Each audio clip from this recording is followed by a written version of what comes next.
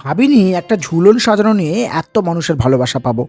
Video upload করার সাথে সাথেই একের পর এক ফোন, হোয়াটসঅ্যাপ মেসেজ, মেসেঞ্জারের মেসেজ, সবাই নিজের মতো করে অনেকটা ভালোবাসা জানিয়েছেন। কেউ বলেছে আমরাও ছোটোবেলায় এরকম ঝুলন সাজাতাম, আবার সেই দিনগুলোর কথা মনে পড়ে গেল তোমার ভিডিও দেখে, তোমার ঝুলনের ছবি দেখে। কেউ বলেছেন পরের বছর আমরাও এরকম ঝুলন সাজাবো।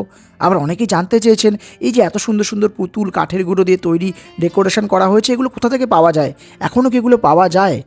সত্যি বলতে কি এই প্রশ্নগুলো শুনেই মনে হয়েছে আমাদের এই ছোট্ট একটা চেষ্টা হয়তো অনেকের ছোটবেলার স্মৃতিকে ছুঁয়ে দিয়ে গেছে। অনেকেই প্রশ্ন করেছেন এরকম ঝুলন সাজাতে ভীষণ খাটনি হয়েছে। অবশ্যই এই ঝুলনটা তৈরি করতে আমাদের পরিবারের সবাই মিলে 2 রাত 1 দিন পুরো এক করে খেটেছে।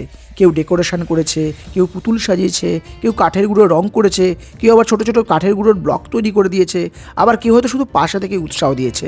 কিন্তু শেষ পর্যন্ত যখন ঝুলনটা দাঁড়ালো তখন মনে হলো এই পরিশ্রমটা সত্যি সার্থক হয়েছে। আপনাদের এত ভালোবাসা, এত সুন্দর সুন্দর কমেন্ট, মেসেজ সত্যি আমাদের পরিশ্রমকে সার্থক করে দিয়েছে। কারণ আমাদের 90 দশকে অনেকের কাছে এটা একটা ছোটবেলার ইমোশন। ভালো থাকবেন, ভালোবাসা দেবেন, আর সাবস্ক্রাইব বা ফলো করে লাইক শেয়ার করে পাশে থাকবেন। সকলকে অনেক ধন্যবাদ।